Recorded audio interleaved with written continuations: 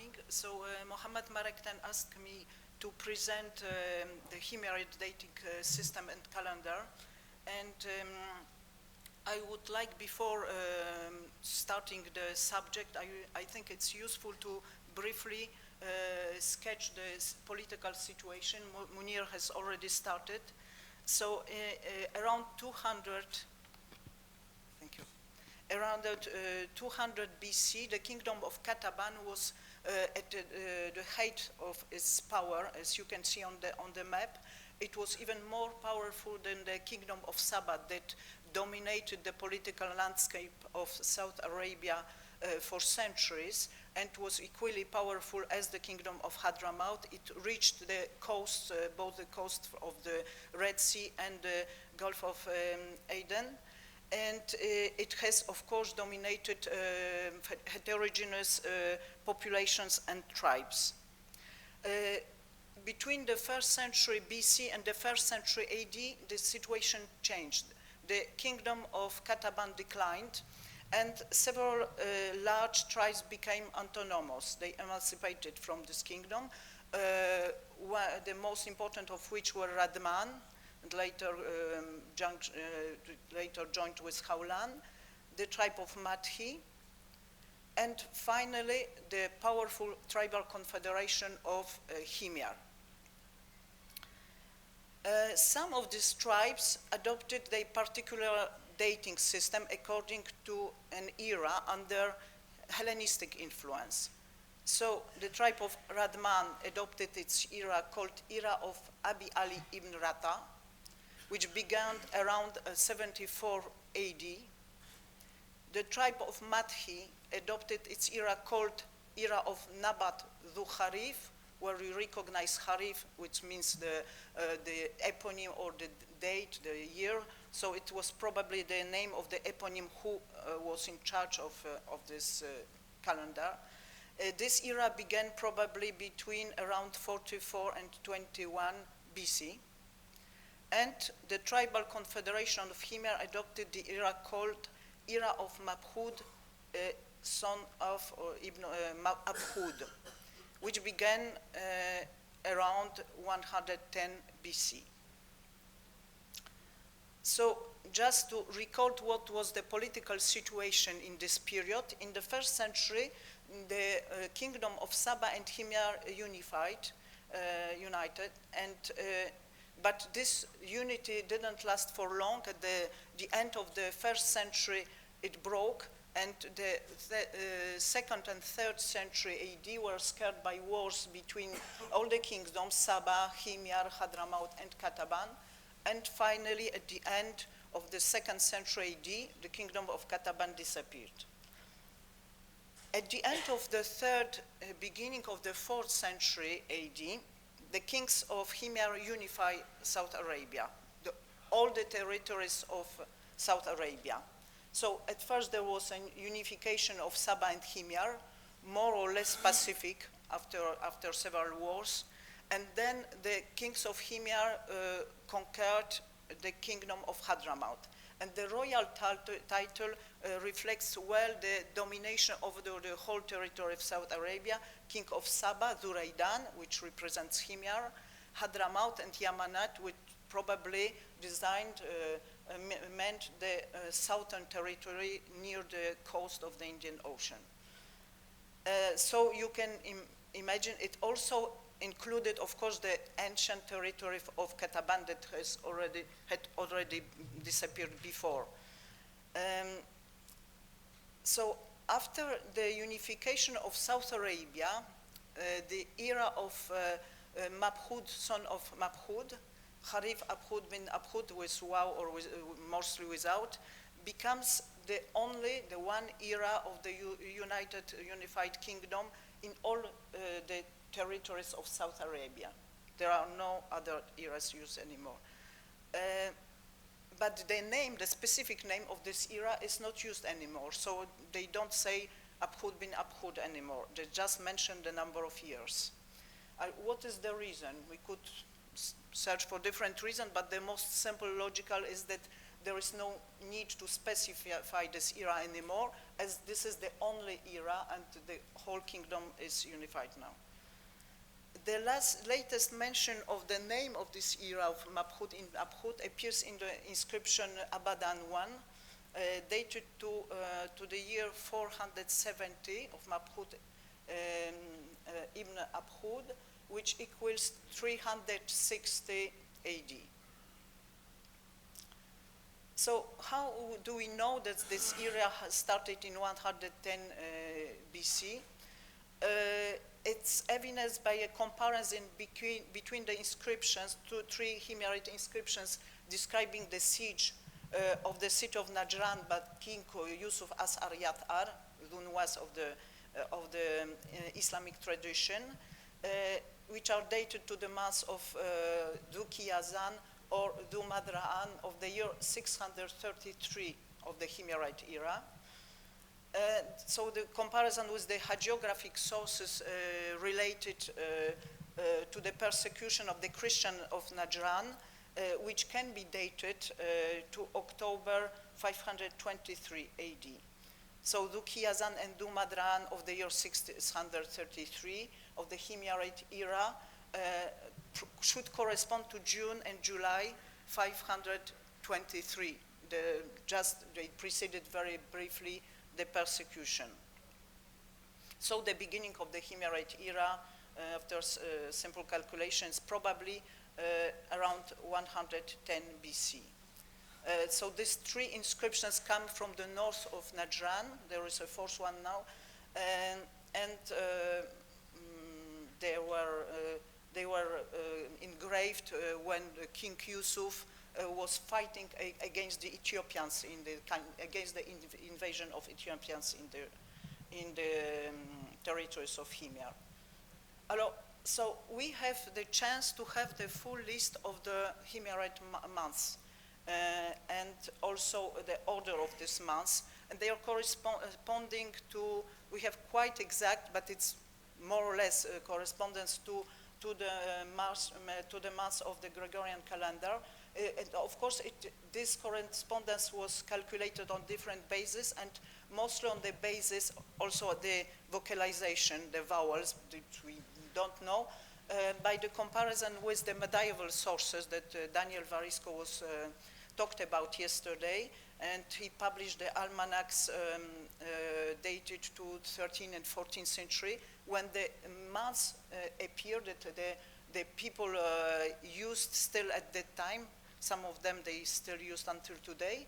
So of course the vocalization is not always sure. It's the Hillatan or Hullatan, which should correspond to February, and the Hullatan or Hillatan Akhiran, so the second, and Hillatan, which is intercalary months, the existence of which we didn't know until discovery on an inscription some 20 years ago. The time passes by quickly.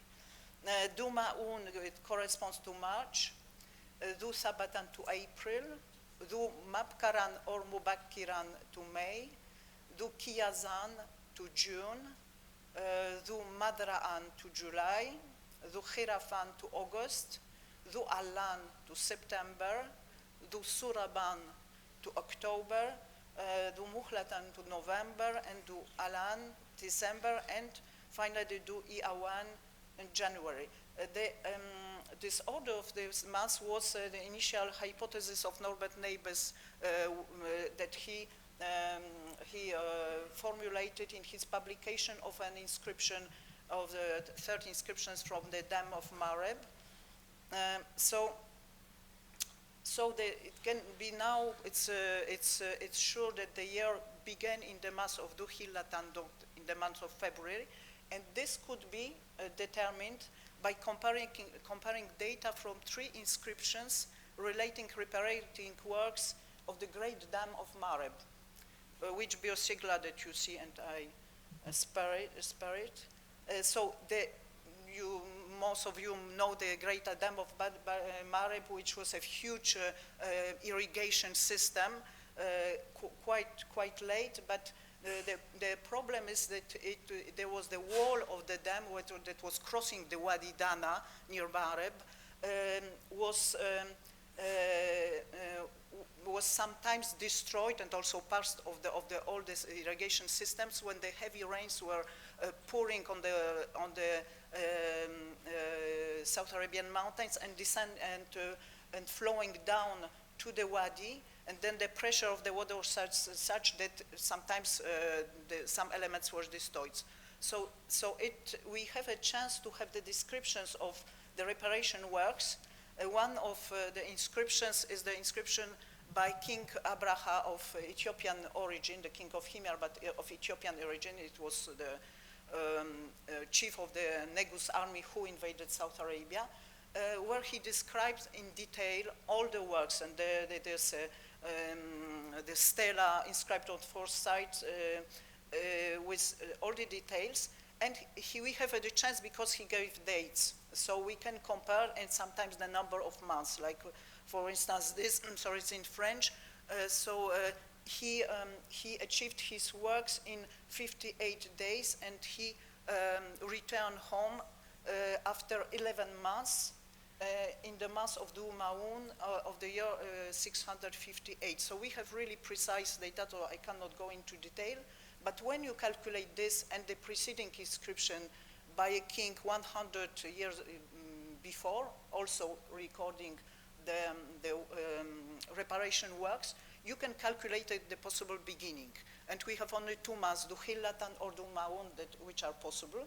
And now with the, oh no, I don't go before. With the last inscription, Dai Jadaan, we have supplementary information about duration of the work, and also this intercalary months, Duhillatan Akhiran. So and it fits very well, and with the comparison with the third inscription, the only month possible is the Duhillatan for the beginning of the year. So now, which are the earliest inscriptions dated to the Ḥimyarite era?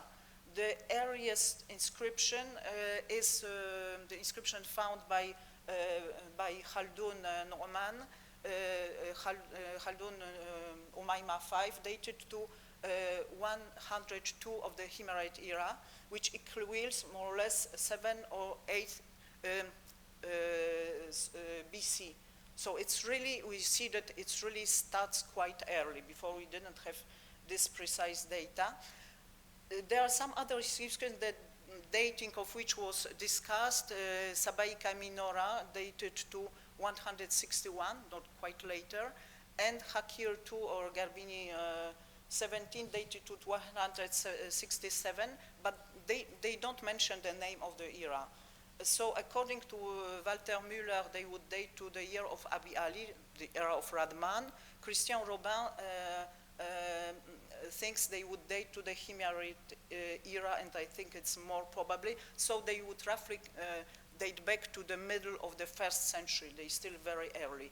And in other inscriptions, later one that can be to the Ḥimyarite era is Dai from Jabal al-Aud, dated to 267.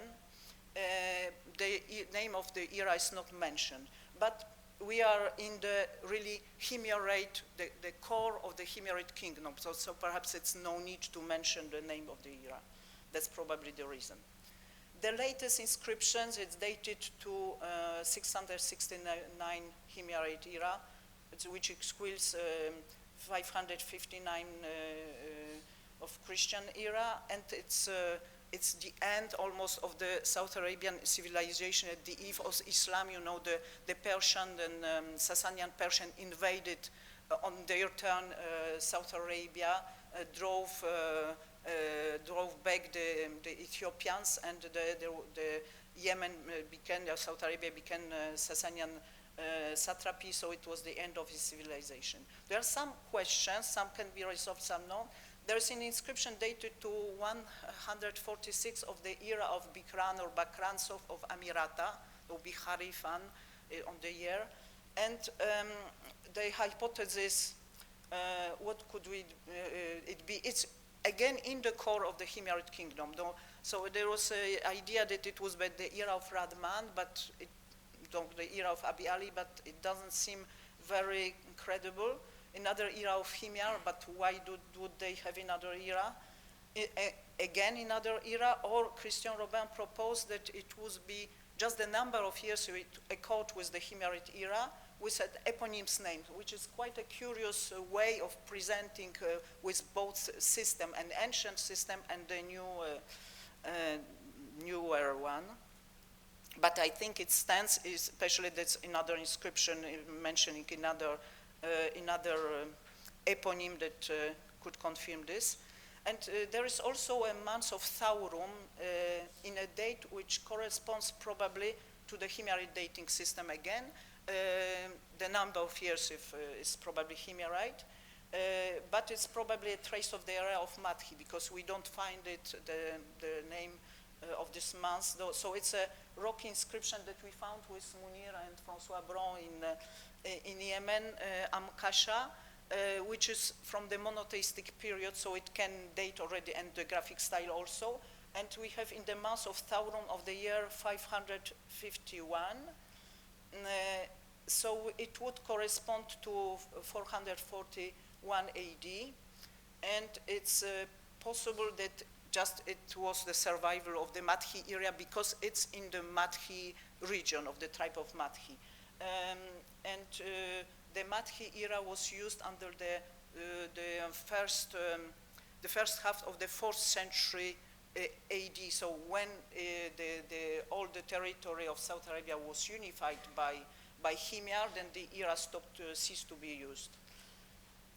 Alors, there is some other questions. That is the correspondence of the month of the Ḥimyarite calendar to the names of other calendars, so Syrian and Gregorian, Julian, exact. So there are some ways to checking it. I don't know if I have much time.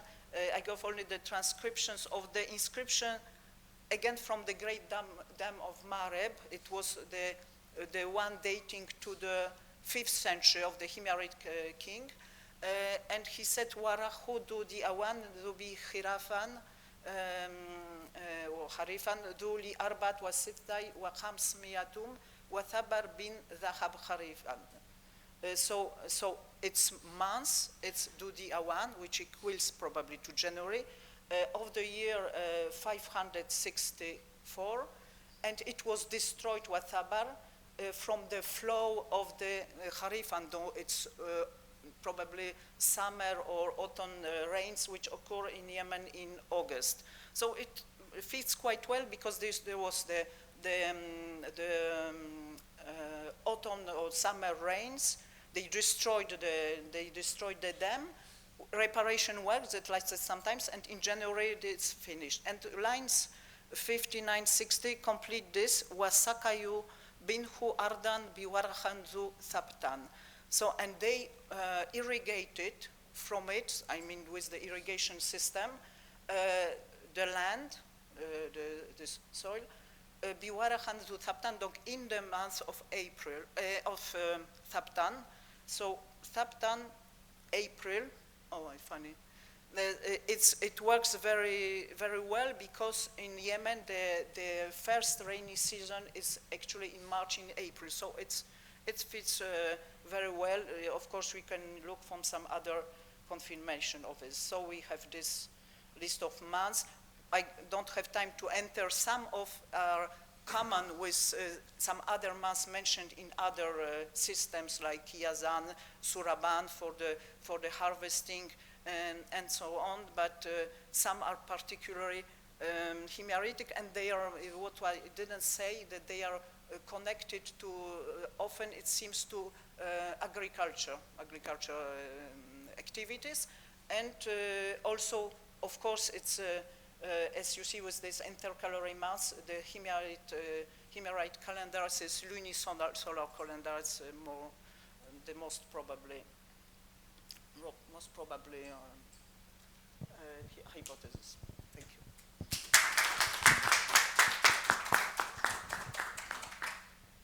Thank you.